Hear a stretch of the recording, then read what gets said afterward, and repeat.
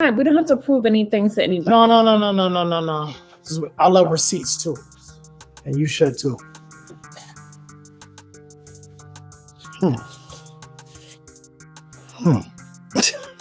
Let me cover up this card information though. Cause you know, y'all gotta pay for marriage license. Y'all know that though.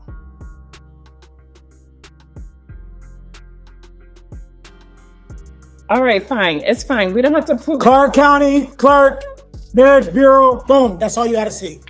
Screenshot it, zoom in, send it to shade room, neighborhood talk, whatever you want to do. It's time for me to address, because I don't do all the social media back and forth. I am an adult and I don't do kid games, but I don't even go live on here. I mostly go live on my YouTube.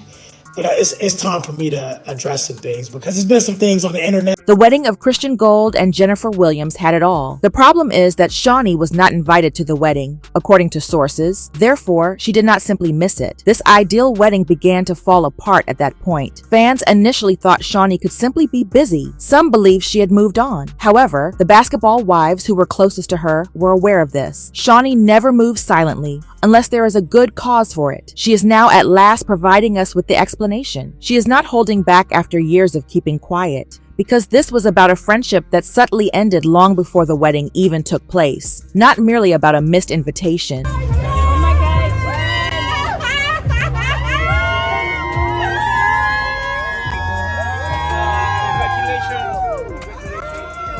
The wedding video of Jennifer and Christian began to circulate online. There was no sign of Shaunie O'Neal. Furthermore, if you know Shaunie, you are aware that she is not typically quiet. She is the kind to publicly express her affection, particularly for the women she has collaborated with throughout the years. The internet became noisy when Shaunie remained silent. People began looking over timelines to see who liked what and where they left comments. However, Shaunie, nothing. Not a single exchange. Fans sensed that it was deliberate. This was not your average Hollywood acquaintance. Standing directly beside Shaunie was Jennifer Williams, the same Jennifer who created her platform. Therefore, the query was not simply, where is Shaunie? The question soon arose, what did Jennifer do? And it was not a simple oversight that caused the silence. It was a declaration. It says a lot when someone who used to support you stops talking to you, especially on your most important day. It was not just any shade though. You must go back in time to the sisterhood that is trying to locate them in order to comprehend the ramifications. Shaunie and Jennifer were more than simply co-stars. They had a strong bond. During the early Basketball Wives seasons, Jennifer was going through a public split and was finding it difficult to keep her composure in front of the cameras. Shaunie was the one who stepped in as a true friend as well as a producer. When Jennifer was not in the finest mental state, Shaunie made sure that production gave her space to breathe, shielded her when cast members came for her, and allowed her to speak her tale. Additionally, their bond was not limited to the screen. Shaunie would check in behind closed doors, have dinners, hang together,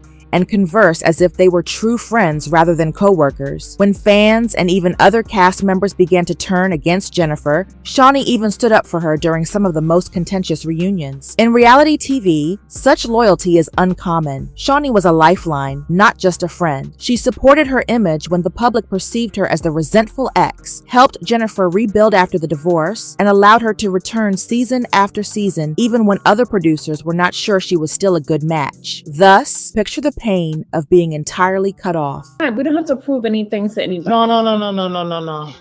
I love receipts too. And you should too.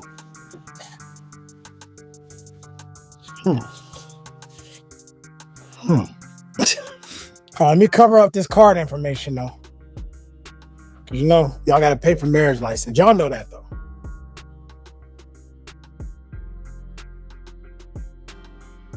All right, fine. It's fine. We don't have to prove. Clark County Clerk, Marriage Bureau, boom. That's all you gotta see.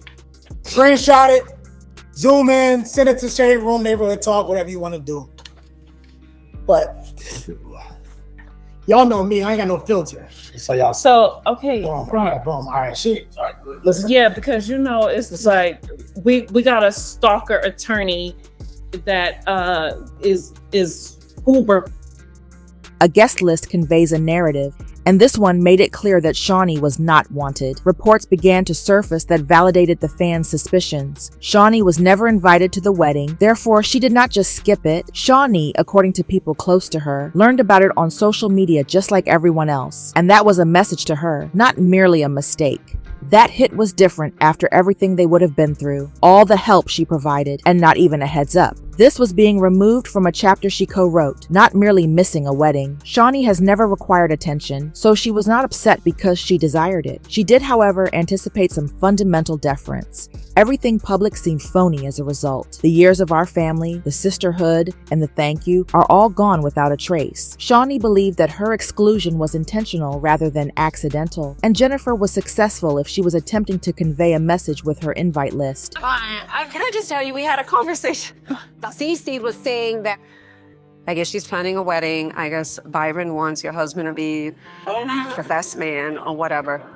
And like they don't want to invite you. Even though it did not make the final cut of the show, there was a single moment that changed everything long before the wedding drama blew up. Insiders with knowledge of the production said that Shaunie and Jennifer decided to have lunch together. It was not intended for the plot, but rather as a quiet, off-camera catch-up. However, production recognized the growing tension and persuaded them to roll the cameras as a precaution. It was too raw to broadcast what transpired next. Shaunie mentioned something that had obviously been on her mind for some time: how aloof Jennifer had become, how one-sided their friendship felt, and how heartbroken she was to be excluded. Instead of denying the distance, Jennifer moved closer and gave Shaunie a line that made all the difference. "I'm not the same girl who needed you." Their friendship was completely destroyed by just one sentence. Shaunie remained silent for a while. After that, she got up, pushed her chair back, and left. And that was a real-life heartbreak moment, not a walk-off from reality TV. In a single sentence, years of friendship were revealed. Shaunie left the set without returning to continue the conversation, and she has not looked back since. Jennifer, on the other hand, has always been associated with basketball spouses. This is how she established her reputation,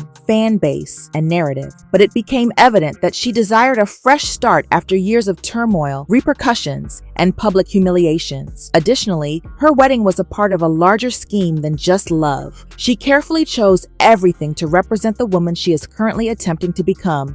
It turns out that Christian was also involved in that choice. He wanted the wedding to be elegant, intimate, and drama-free, which meant that Shaunie and her previous TV roles would not be involved. Jennifer also made changes to her Instagram posts. The messaging became more brand safe, the filters cleaner, and the subtitles softer. She was not only changing clothes, but also changing lanes. The clumsy interviews and cryptic subtweets were no more. However, she seemed to be deleting the people who brought her there with each successive appearance. The women who shaped her platform, Shaunie, Evelyn, and even Malaysia, were suddenly aliens in her universe.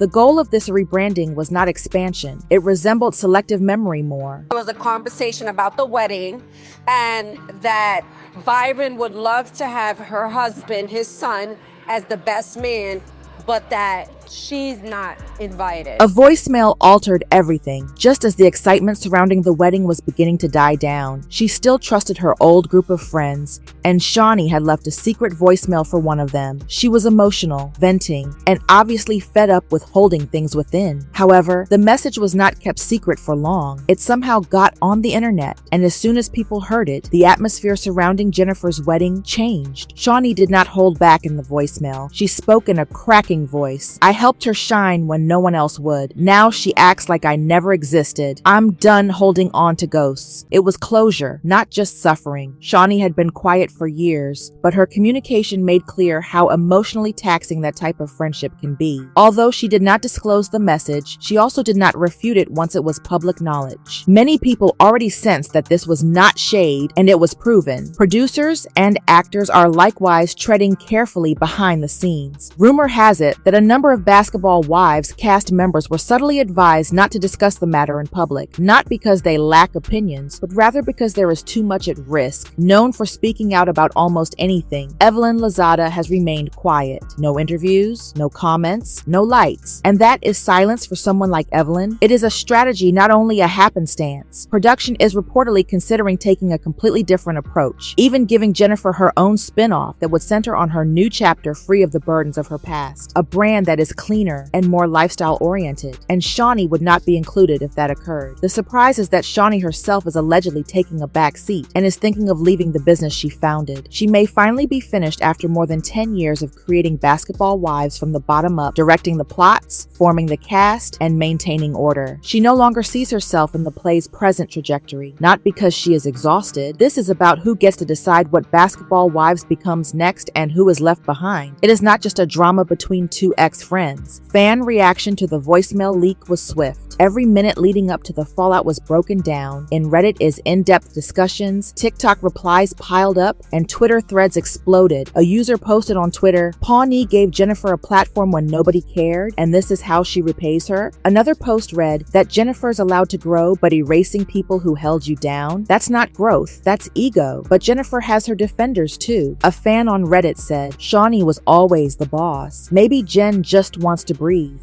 Let her have her moment without being in someone else's shadow." Discussions on loyalty versus personal development erupted. Was it a mistake for Jennifer to break off contact, or was she at last advocating for herself? Jennifer then subtly unfollowed a number of former castmates, adding gasoline to the fire. In an apparent attempt to start again, she also removed previous posts that featured Shaunie. Fans took screenshots of everything. People began picking sides in real time, and the gap widened with every action. Shaunie, meanwhile, spoke up with a single impactful thought. "I just hope she remembers who clapped for her before the cameras did." Although Jennifer has not spoken out publicly, people close to her claim that Christians advise her to keep quiet, maintain the integrity of her brand, and remain above it. And that quiet, it says a lot. Now, the future is uncertain. Will Shaunie go and allow Jennifer to be the head of a new generation of Basketball Wives? Or is there more behind-the-scenes action that we have not yet witnessed? Because someone may have released the receipts,